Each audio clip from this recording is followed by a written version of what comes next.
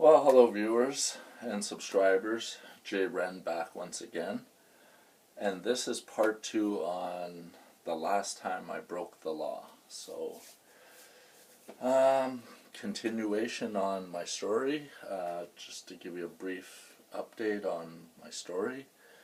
Me and my friend we broke into this restaurant and we end up getting in through this 2x2 door where they deliver alcohol in, and there was about a 7-foot drop to get in.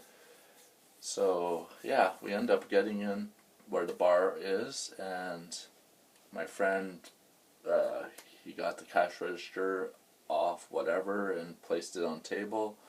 We end up going in this one room where I found this sort of clear plastic bucket, and there was about $100 and some of just toonies layered on the bottom of this plastic thing. And yeah, my friend was finding $20 bills here, $10 bills, whatever. We were looting this little room. So right when we thought we had enough money to support our oxy addiction, so right when we were leaving, I noticed a $50 bill on the ground. So I basically told my friend, or I don't remember, but he ended up picking it up, and right beside that $50 bill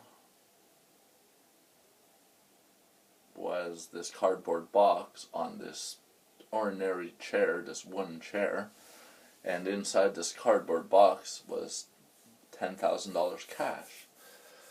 So, my friend, as soon as he saw that, and I saw it, my friend, he's like, Jay, find some black garbage bags. I'm like, okay, whatever. So I find one, I end up dumping all this garbage all over the floor into this little room.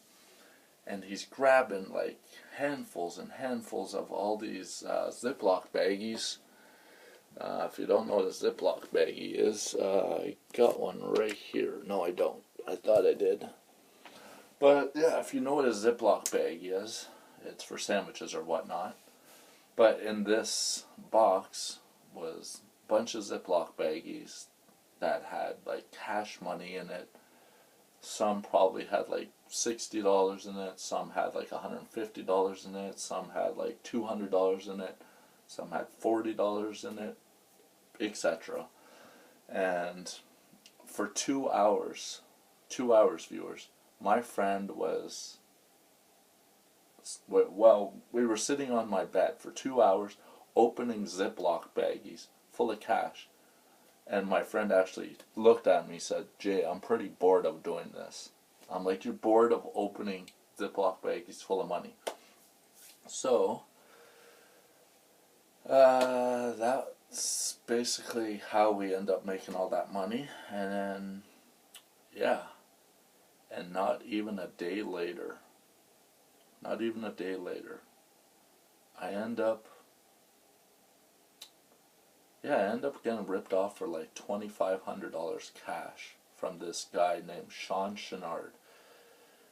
Apparently he was an oxy dealer at the time, but he was more of a junkie than a dealer. So I ended up getting ripped off from him.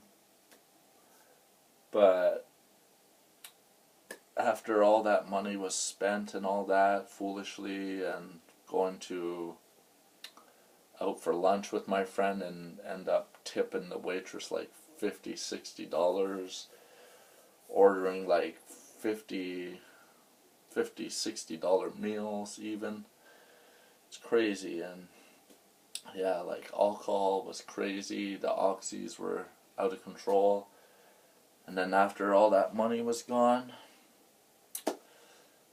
what does me and my friend do? We end up breaking into this, well, it's not a clothing store, it was where they end up dry cleaning clothes.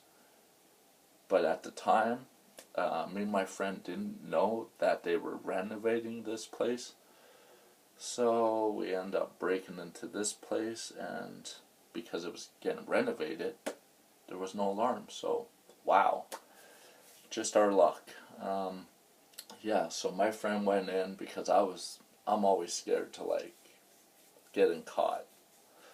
So my friend was taking forever inside this place.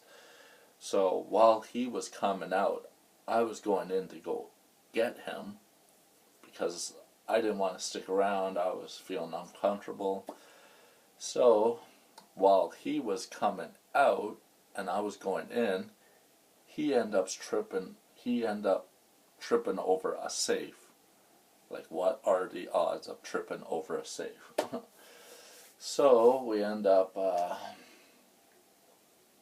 I end up going back in with them, and because they were renovating this place, my friend ends up finding this huge pry bar or crowbar or whatever you say,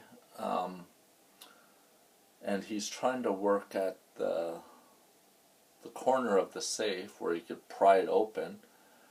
But I noticed on the back of the safe where there was this latch and it had a deadbolt on it or whatever, and yeah, it was a latch where you could stick like money envelopes in.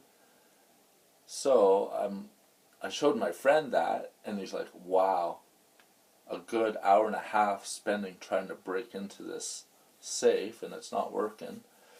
So I showed my friend, and he's like, are you kidding me? And I'm like, no, I'm not kidding you. So he ends up taking this crowbar or whatever, breaks off the latch, and both of me and him, we had to basically flip this safe upside down. It must have weighed like 300 and something pounds. There's no way that he could lift it or me. So we end up flipping this thing upside down, and all the money bags fell right to the top of the safe. So because of me, I have small hands, and my friend, like, he's a big guy. He had big hands. So he's like, Jay, you could do it. So I stick my hand up in this safe, and I'm pulling out money bags. So that was a 10-minute job instead of spending like an hour and a half trying to open this thing. So after we did that, we end up going to my friend's place, where we end up, taking $3,500 cash from that safe.